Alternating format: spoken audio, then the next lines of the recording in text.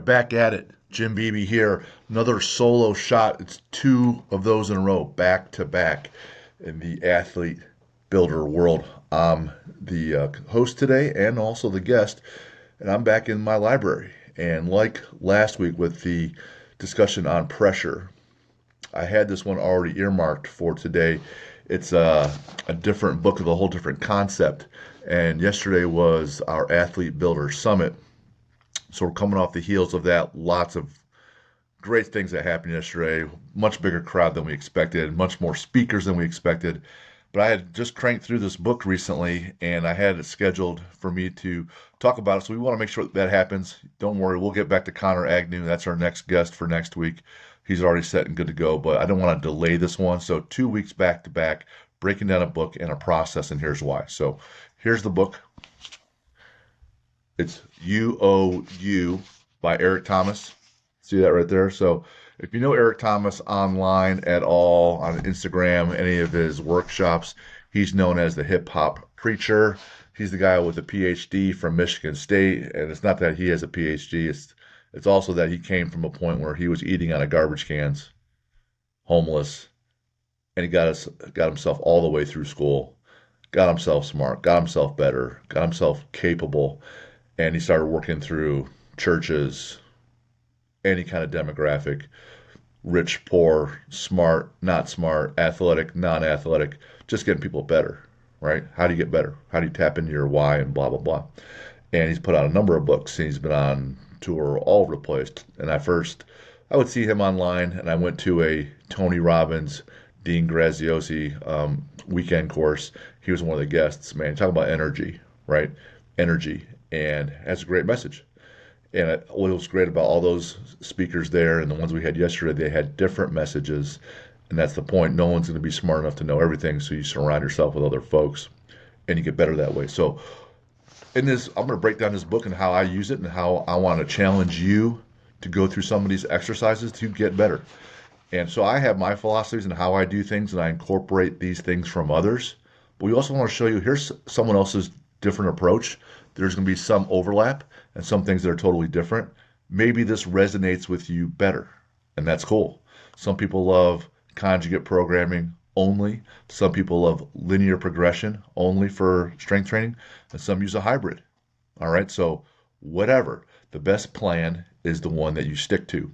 So You by Eric Thomas, there's three main sections. The first one, he says it's you versus you is the title, but it's basically about mindset and decisions. Section 2 is about your teammates, and Section 3 is back on mindset and training, and it's how you figure out what you're great at and how you go out and win. So we'll just go through that quickly, make an impact, and hopefully you and your tribe utilize this and gets better. So like always, you find value in this, don't find value in this, have questions, send me an email, jim@athlete-builder.com.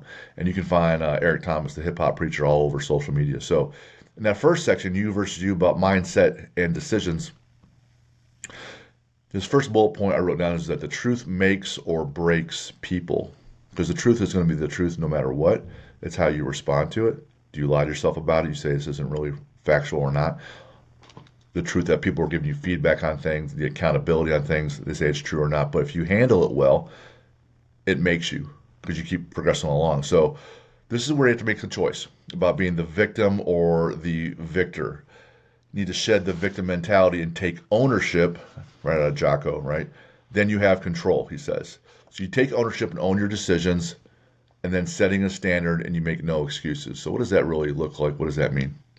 I'm going to use two different examples. Hypothetically, let's say you're a soccer player, and your ownership is that, hey, I'm going to be captain of the team to lead the team so we win a sectional title in high school. You're going to own that decision. This is part of your identity now. I'm working towards this goal. This is you. This is part of your identity. So then your standard must be set. What does a captain's standard look like?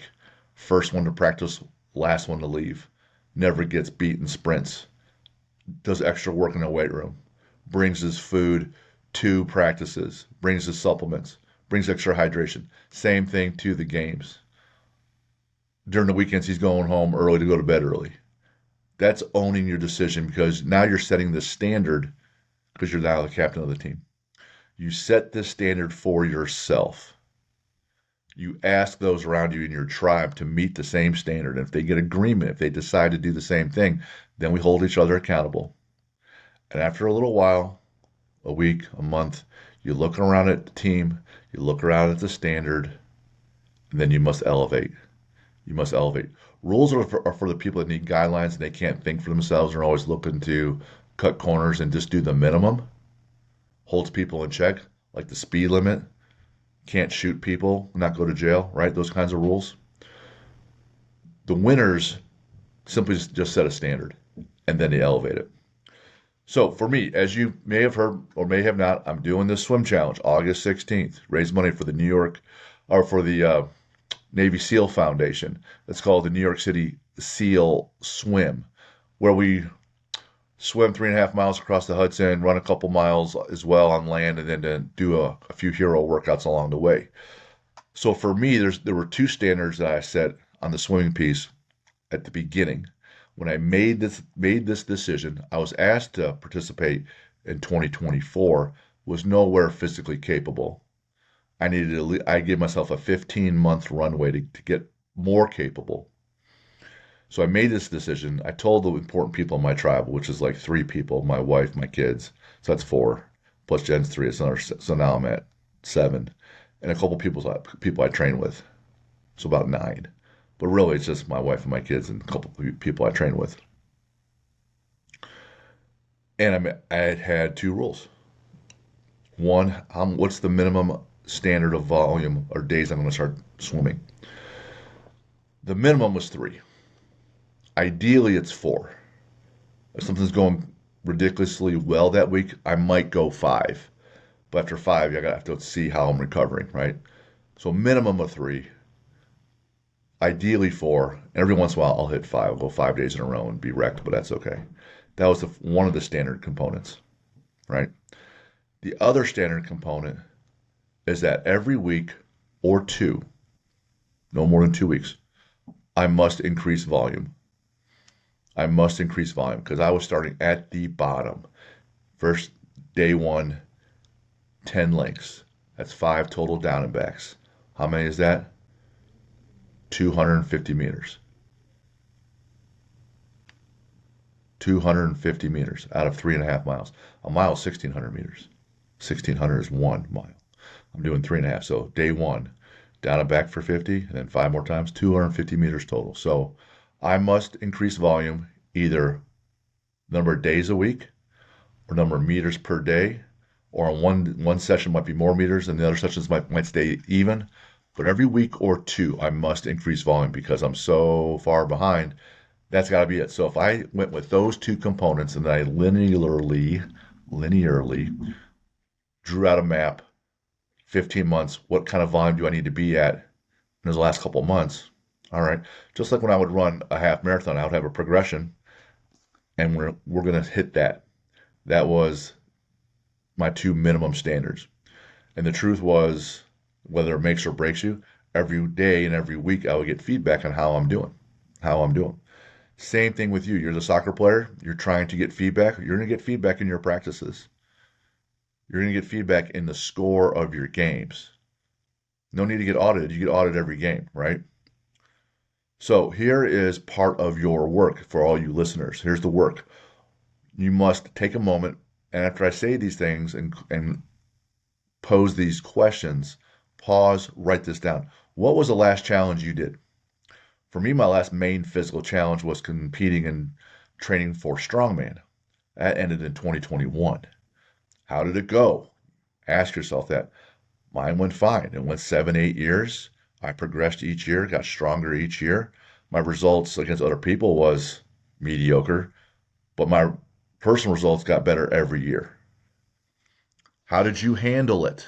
What were the positives and negatives on that challenge? What went well? What didn't go well? And if you're my athlete now, I'm going to run you through, if I'm asking you these questions, what went well, what didn't go well with your mindset, the knowledge of your sport, how you worked with people, your training, your nutrition, and your recovery. What are the positives and negatives to those 6 things? There's an important question that he poses here as well. How did you feel? People love to believe that we all make our decisions rationally without emotion. Not the case. I would love to say I'm good at that. I'm better at that, but how did you feel? That matters. During the moment, during the training, during the games. A lot of times, I would feel I'm grinding and I'm kind of miserable. In the swim thing, I made sure to have some joy along the way, take stock of things, and have some gratitude. It would help everything be much more sustainable. So then the last question is then what could you have owned more and done differently? That's that constant feedback loop that we're always talking about. What you're looking for? So here's your challenge, your future challenge. He writes at the end of that section 1. How could you own it and impact the results? How would you feel and act differently? So first, must make some choices on what we're looking to do. Maybe you already decided. Maybe you already decided you're going to be captain of the team, or you're going to start on your team, or you're going to make varsity. Maybe you already made that decision. Here are some reflective questions to give you the data and your bullets for your gun to shoot on how to make your decision come true, how to bring it to fruition. Here is some of the how. Everyone has a goal or a target, though how, the process is how you win. He rolls right into section 2, right? But before I even do that, I want to point out a couple other things. All these things I just outlined for you, Eric Thomas helped me outline, these questions, it's all hinges on one thing, and it's your level of commitment. It's your level of commitment. If you're casual about it, you're going to listen to this show. You might read his book. You might do a couple of the things, but you don't do anything. And your identity equals what you do. Your identity is what you do. And if you do things at 50%, then your identity is you're a 50% worker. If you do things at 10% and you're a New Year's Day resolution person that always gives up, well, then you're a New Year's Day resolution quitter. And if you're a struggler, but I'm gonna always persevere and take some wins and losses, but I'm going to keep struggling to move forward, well, you're a struggling winner because at some point you get some wins, but you keep pushing. And that's who you are. So it depends on your level of commitment. The example I like to give is I've had plenty of people in my gym come to me and they'll say, hey, I want to join the military. I need it for college. I need it for money. I want it as my career. Can you get me ready? And we get them ready and they go, that's fine. But when they sign that order and they report at MEPS and they get sworn in, that decision, that signature, that commitment, those number of years for all the training, the pay, etc., that decision takes away and makes thousands of other decisions immediately. Your decisions on going on vacation for the next 6 months are gone because you're in boot camp and you're going to schools and such. Your decisions on when you wake up are over because you have to report for PT training, physical training. Your decisions on what and when you eat are gone. Your decisions on who you work with, gone. Because you made one major commitment. And it's so freeing. Because now you're just on this path where you're just working and you're going forward. So when I ask you if you want to be captain of your soccer team, if you make a decision like you just joined the military and all your other decisions are gone, it's so freeing. Total liberty.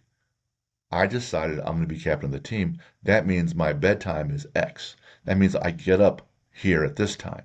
This means I have this much water and I take this much creatine and this much protein I need to optimize myself as this athlete and this person to fulfill this role. I'm going to do these things, and then my identity is I'm this grinder who is now captain of the team. So my identity is I'm captain. I'm a winner. I pushed. I executed. I made this commitment. And without it, you get nothing. And with it, you get everything. So that's really, in my opinion, the importance of that first section. making that commitment. And when you're working with us with Athlete Builder, like that all falls underneath the mindset component because your mindset drives everything. So when we talk about making decisions, this is what we're getting at. Now he goes right into section 2. You are never in it by yourself. And if you know us, that equals teammates. You're never in it by yourself. You either win or lose with others. No one really goes anywhere alone, he says. What are your 5? What are your 5? Why 5? I don't know. I like 5. People have 5 fingers on one hand, right? Is it 3? Is it 6? I'm not sure the actual number, but it is small. So if you're going to boot camp, it's everybody around next to you and your drill instructors and sergeants. If you're on the soccer team and you're captain, it's people you're leading, you're trying to work with, and the coaches above you, and it's your support staff helping you with food at home and your parents. But who are your 5? And you must know these things. So it's not just a rhetorical question. All these questions are not rhetorical. You must come up with an answer. He comes up with this DISC personality. Not brand new, it's just another tool. So the DISC, D-I-S-C, personality. Decisive, interactive, stability, and cautious. 4 different personality types he pigeonholes people into. You must find some of these for your tribe to help build you, according to Eric. And I like a lot of these things he has here. Now, depending on your resources, depending on your social network, unfortunately, you might have all the roles. You might be the person, the hero in your game, but you're also going to have to do fulfill these other roles because you don't know other folks yet. You don't have that resource. That's okay. You can still do that. But if you can, look at it like this. Here is his example. It's a whole flight industry, airplanes. Talks about pilots for the DISC personality. So the pilots, they see the big picture. They want immediate results. They're in the driver's seat. That's typically like your head coach. And here with us at Athlete Builder, that's probably me, where I'm kind of overseeing things as the head coach when I'm working with teams, individuals. That's where we come in. The flight attendants, though, can't really run the plane without the flight attendants. Those folks are innovative. They're connected through their emotions, and they're feeding off the crowd, their customers. They're motivated by being with others. That's your support team, right? So there's your leadership team when we talk about teammates. That's your pilots. Then there's your support team, right? That's your friends and family. And that's the close people in your tribe that are supporting you. And you say, hey, I'm going to boot camp, or I want to be captain of this team. Support me, which means hold me accountable, help me out with my logistics. If your parents are driving you to and from practice, you need to be thanking them. If they're paying money for all these things, you need to be thanking them, just not with your words, but actions and deeds. That's your support team. And you have a bigger support team, there's a better shot that you win, that you make it across that goal line. You're now captain, right? So you got your pilots, you got your flight attendants, and then there's your ground crew. Gotta get the plane ready, right? That's your agreeable, sociable, non-threatening support of others. So if you're on the team, that's your GAs, grad assistants. That's the people doing all the thankless grunt work you don't even see. Making sure the plane's operating, make sure the luggage is there, making sure every bolt is tight so things don't fall apart. So that's the team that's taking care of all the jerseys after sweaty practices and you smell like crap. That's those guys. Might be your parents at home taking care of your laundry. And if you're old enough, you should be doing your laundry because that's a worthwhile skill to have. But anyone that supports you in that grunt work, be kind to them, buy them coffee, take them lunch, whatever. But no one gets there alone, right? Same deal. Then there's the air traffic controllers. Those are the factual, logical, they solve problems, they thrive on structure. Those are your analysts, those are your coaches, those are your position coaches. They're giving you the X's and the O's. Here's the data, right? Here's the information for your team. Got to have that. Got to have that. You take in the information so that the pilots can make decisions. That's that knowledge piece. We talk about the athlete builder process. That's that knowledge piece. What's the data that I need to have? How fast do I need to be if I'm going to be a starter? How strong do I need to be? How resilient do I need to be? Given my height and weight and strength and capabilities, where's my position optimized on this team? You don't see 300-pound people rowing in the Olympics, right? I mean, you don't see 6'5" real tall people, weightlifters typically in the Olympics. You don't see a lot of 5'10" basketball players. There's some, but not many. You sure don't see people like 𝗬𝗀𝗋𝗀𝗀 who are 5'5" still playing basketball. So you need some data on just where do you fit? What does that look like for me to win? You need to seek out the professionals that know that, which is probably your head coach and the other coaches on your team, and say, hey, I'm looking to be this kind of person. I want to be captain of my team. What does that look like? I want to go to boot camp in the Navy and join the Special Forces. What's the data? What does that look like? What's my time run? What should that be? How many strict pull-ups should I be able to do? How many push-ups? What are the minimums? What's an optimal number and what's a maximal number? I want success. Give me the data. You're going to need those things. So there's pilots, flight attendants, ground crew, and air traffic controllers. And if you're constructing your teammates, your tribe, that's going to help you achieve this goal because no one gets there alone. Look for those folks, identify them, and then have a conversation with them. Articulate what your level of commitment is and what you're trying to do. Tell them what you need from them. Here's his, and he takes this, he always has homework at the end of these sections. Here's his homework now. Have you ever felt alone in one of your endeavors as an athlete or at work? Then what? I love that because I always say, now what? What's your support and what is your process? When you're really alone, it means you got something you're trying to tackle, something you're trying to accomplish, and you feel like you can't, you're just doing it by yourself. Well, how did you construct your tribe then? Could you find one person? Maybe you don't find all 4 or 5 people. Could you find 2 people? And then what was your process? Did you work with those 2 folks and then you picked up the slack yourself? Or were you able to put together an entire team? Or are you like, shoot, man, I never even thought of this, all these ideas. I felt alone and I just kind of sucked it up and I quit, or I didn't quit, or I kept going and just muddled my way through. All right, that's fine. That's what your last process was. What are we going to do differently this time? You don't know what you don't know. So if you didn't think about these things, this is where I come in and we come in, where we're going to pose questions. Hey, stop. Stop for a minute. Shut up, sit down, get out a piece of paper, and think. Think through some things. Don't just be dumb driven cattle. Don't be sheep. Stop. Sit down. Think about some things. Reassess.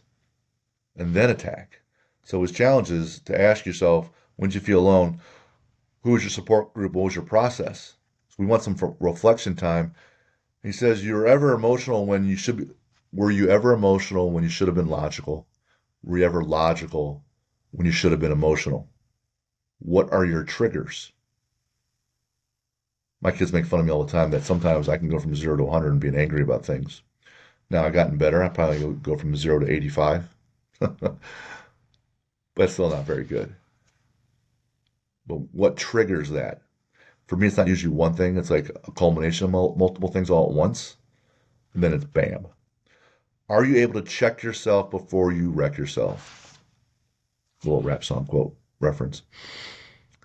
So when you have these triggers in these instances, what's your process then? Can you slow yourself down? When I'm out with my friends and they're all drinking, and that's fine, but the sober driver decides to start drinking too, what is my process? It's okay. He'll be fine. He's driving. I'm not driving. I'm not responsible. He'll be fine. If he gets in trouble, he's the one who goes to jail, but we're definitely not going to hit anybody, so let's just risk it. Or it's like, oh, shoot, man. Now we're in real trouble. There's real danger here. I'm simply going to call an Uber or a friend or a parent. Right? Can you check yourself? So when you have these triggers, were you ever emotional when you should have been logical, and vice versa? What were your triggers? Then what's your process? Again, if you work with me, we're going to constantly stop and ask you these questions to figure out your processes so we can constantly move forward in the right direction. So the work and the challenge at the end of section 2 is write a process for when you felt alone for yourself, and then write out a process for reaching out to others, because you still need to find your tribe, your support group, your teammates to help you achieve this endeavor of being captain of the team or going to boot camp. Remember, pilots, flight attendants, ground crew, and air traffic controllers. When did you feel alone? What did you do? And what is your process going forward to reach out to other people and build a team? Now we're already in section 3, and there's only 3 sections, and this is called Discover Your Superpower, which is cool. I got a couple superpowers. My wife would argue with me, but one of them is absolutely true. That in almost any position, I can fall asleep, which is not good because it indicates I'm sleep deprived. But sitting up, lying down, anything, if I want to, I could probably fall asleep. So that's a superpower of mine. I don't think it gets you anywhere, but it's a little anecdote. So discover your superpower. Find it, turn off the outside world, and look inward deeply, he says, and find it. So as Jocko would say, back to the book. I'm saying back to the book, and we want you to, again, take a moment and figure this out. So you wrote, so I've turned off the outside world, look inward deeply, and find it. It's large and powerful, and it's also delicate. You must harness it and grow it. Find it as an active choice, and find what you're drawn to and figure out why. Okay. What does all that mean? What is the actual process there? Because there are a lot of directives. Here's how we do it at Athlete Builder. So when we're trying to figure out how we're going to win and also what beats us, so we just do our basic SWOT analysis. S is for strengths, W is for weaknesses, O is for opportunities, T is for threats. And what Eric Thomas is doing here is what we do with our strengths.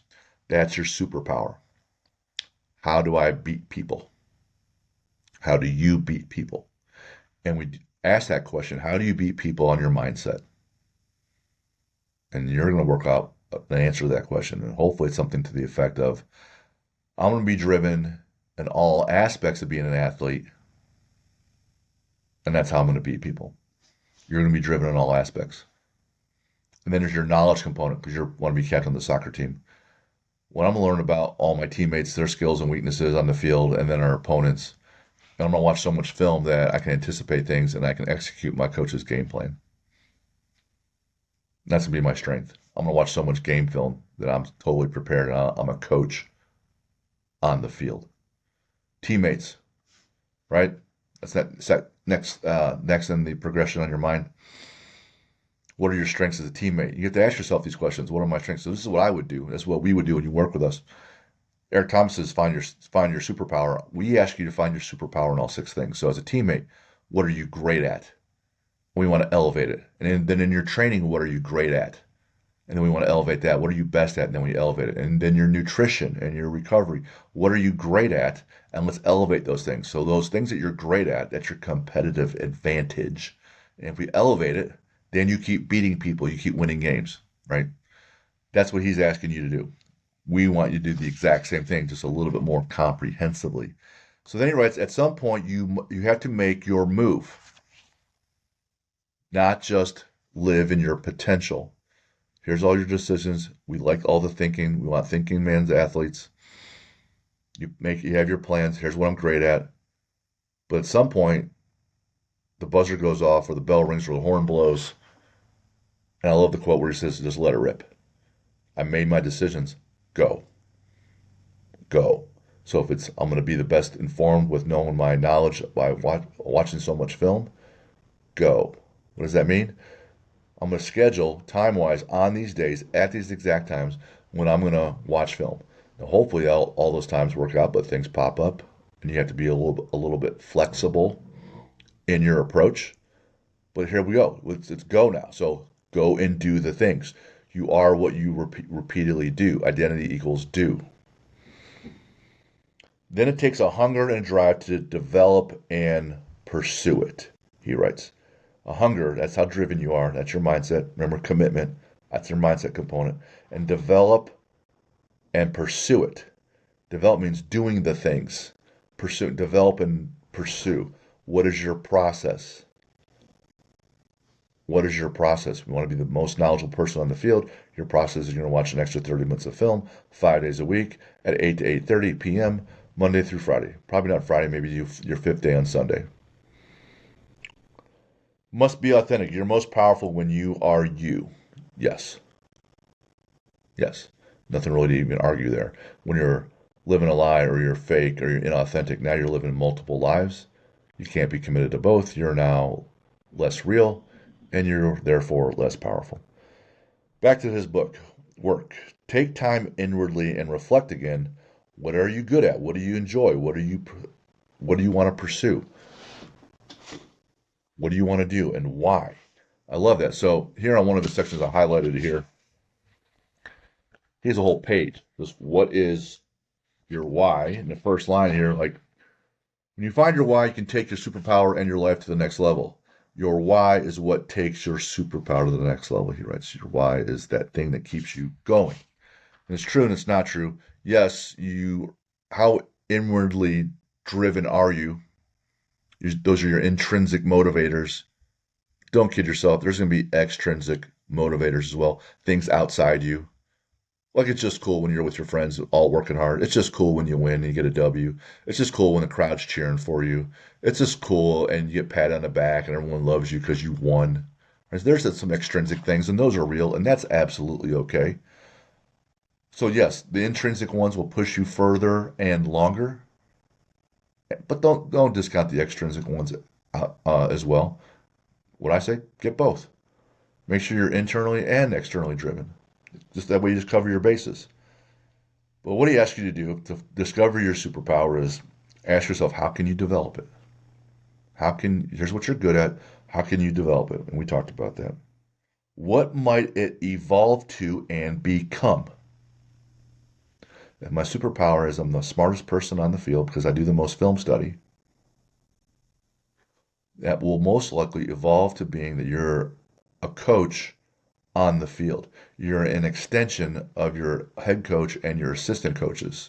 So when they have their game plan and philosophy, you're able to execute. So hopefully those coaches are smarter than you because they've been around longer and they've learned more.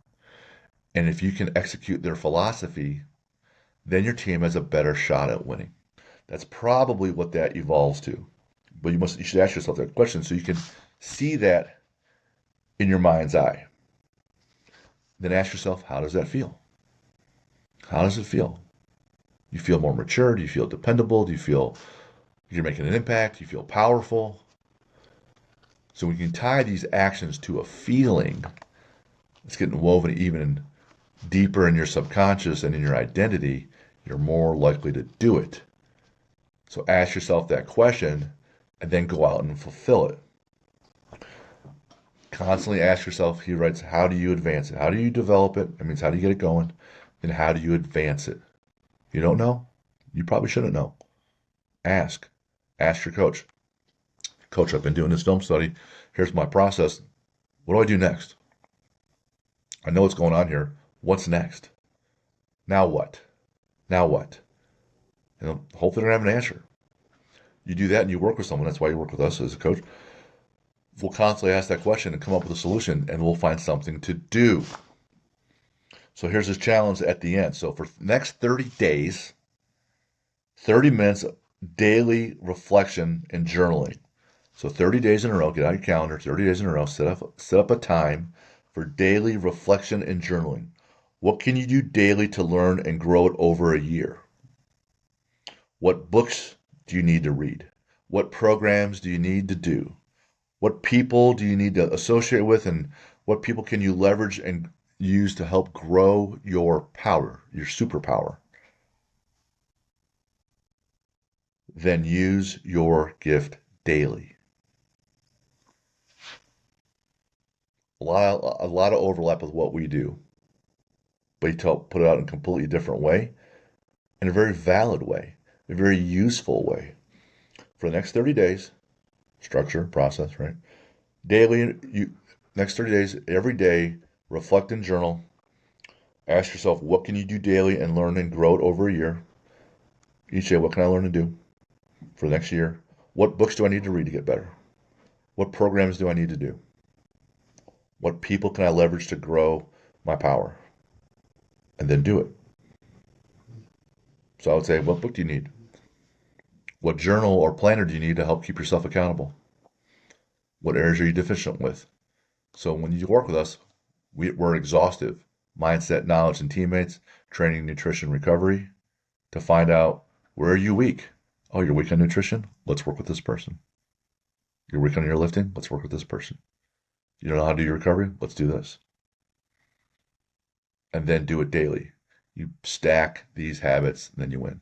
It's the same concepts spoken differently, slightly different processes or approaches to it, but this is the way you build people and habits and machines and companies and teams. And that's why I want to go over, man, because completely different approach, completely different guy, completely different examples, mindset, demographic, education. Eric Thomas, legend, outstanding leader and motivator. Had great points. And he uses what we use, I use what he uses, but differently. And then we can just keep putting out information to get you better, and that's why we're doing it. So I was real excited to go through this book with you guys. It's been long overdue because that's what's been on my shelf, but I cranked through it recently and been wanting to get through it, and I did. So I recommend it. You can go find it anywhere, or just hit me up and we're going to have a discussion about it.